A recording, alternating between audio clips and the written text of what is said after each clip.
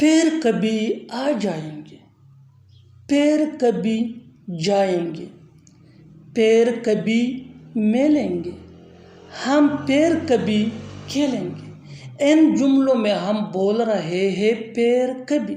इसके लिए आपको यूज़ करना होगा इंग्लिश में सम अदर टाइम। आइए कंप्लीट स्ट्रक्चर समझते हैं। After learning this advance English sentence structure you will be able to speak such a sentence in your daily conversation. So how a look complete structure. Sentence plus some other time.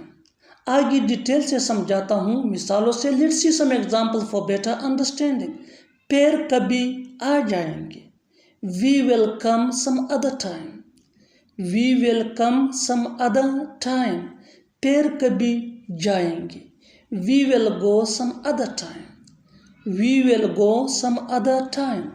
पैर कभी मिलेंगे, we will meet some other time, we will meet some other time.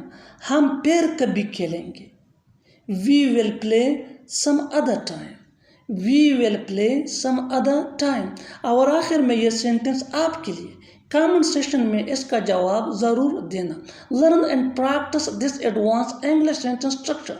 Keep this point in your mind that advanced English sentence structure can take you from basic to advanced level.